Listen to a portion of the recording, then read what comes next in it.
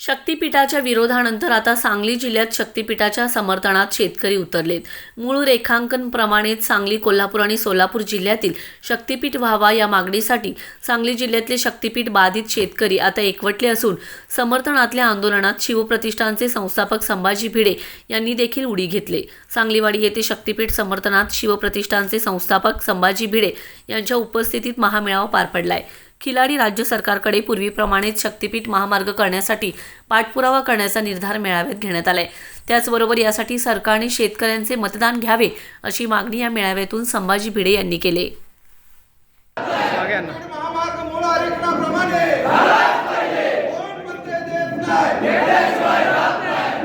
हा अतिशय चांगली गोष्ट आहे। ज्यांच्या कल्याणासाठी शक्तीपीठ मार्ग व्हावा असं शासनाला वाटत होतं आणि त्यांनी त्या शक्तीपीठ मार्ग त्याचं रेखांकन केलं। त्याला लोकांच्यातनं विरोध झाला। विरोध झाल्यानंतर शासनाने तो मार्ग बदलला। त्यालाही लोकांचा विरोध घ्यायला। आता लोकांचं म्हणणं असं आहे की बदल नको, पहिलं होतं तसंच करा। या मुद्द्यावरती सांगली, सातारा, कोल्हापूर तिन्ही जिल्ह्यातल्या या शक्तीपीठ मार्गाच्या संबंधातल्या सगळ्या शेतकऱ्यांना मतदार कल्पून प्रत्येक जिल्ह्यातलं मतदान व्हावं आणि मन निर्णय करावा। दुसरी गोष्ट की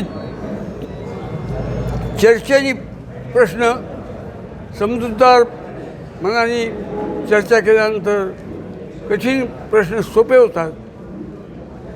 शासन तुमच्या दारात या न्यायाने मुख्यमंत्र्यांनीच मुळी प्रत्येक जिल्ह्यात एक मेळावा बोलवावा आणि त्या मेळाव्यात स्वतः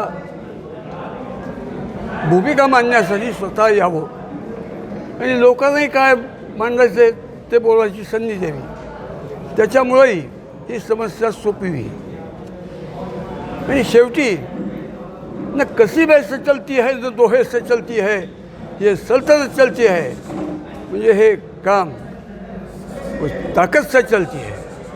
ह्याच्यापाठी ताकद करून भरायचं तर त्याच्यात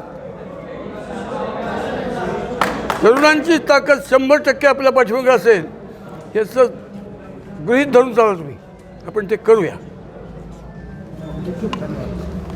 मी दादा जाधव, सोलापूर जिल्ह्यातील सांगोला या ठिकाणचा शेतकरी बाधित आहे।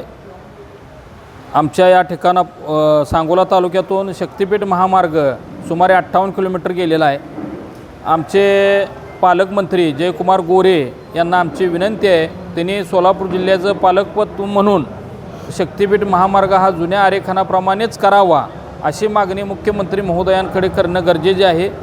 त्यांनी केवळ मान खटावचा विकास करायचा म्हणून सोलापूर जिल्ह्यातलं घेऊन जाणं हे योग्य दिसत नाही। त्यांना पाहिजे असेल आवश्यकतेनुसार ते मंत्री आहेत, त्यांनी दुसरा मार्ग घ्यावा अथवा विमानतळ मागावं, परंतु आम्हाला दिलेला शक्तीपीठ महामार्ग हा आमच्यासाठीच आहे आणि तो या ठिकाणाहून कायमस्वरूपी राहिला पाहिजे अशी मागणी आम्ही पालकमंत्री यांना करत आहे। त्याचप्रमाणे मुख्यमंत्री महोदयांना उपमुख्यमंत्री महोदयांना करत आहे। त्याचप्रमाणे गेली 2 वर्ष झालं शेतकरी एका इच्छेखातीर एक भावना व्यक्त करून बसलेला आहे की शक्तीपीठ महामार्ग आमच्यातून जाणार आहे आणि त्यामुळं आमच्या मुलाबाळांना सुख मिळणार आहे, उद्योगधंदे वाढणार आहेत, आमचे उद्योगधंदे आमच्या दारात उभा राहणार आहेत। यासाठी सर्व शेतकरी भावनिक होऊन या शक्तीपीठाची महामार्गाची वाट बघत होता, परंतु सरकारनं जो या 3 जिल्ह्यातील शेतकऱ्यांच्या भावनांचा खेळ चालू केलेला आहे, हा भावनांचा खेळ कुठंतर थांबलेला दिसला पाहिजे। आमच्या भावनांशी तुम्ही भविष्यात गरज नाही या नात्यानं खेळणं बंद करावं। आम्ही ही महाराष्ट्रातली शेतकरी आहोत, आम्ही कर्नाटकमधील शेतकरी नसून आम्ही महाराष्ट्रातले असून साहेब आम्ही आपलेच आहोत। आपणही आमचा स्वीकार आनंदानं करावा आणि शक्तीपीठ महामार्ग जुन्या आरेखनाप्रमाणे करावा ही आमची नम्र विनंती तुम्हाला करत आहे।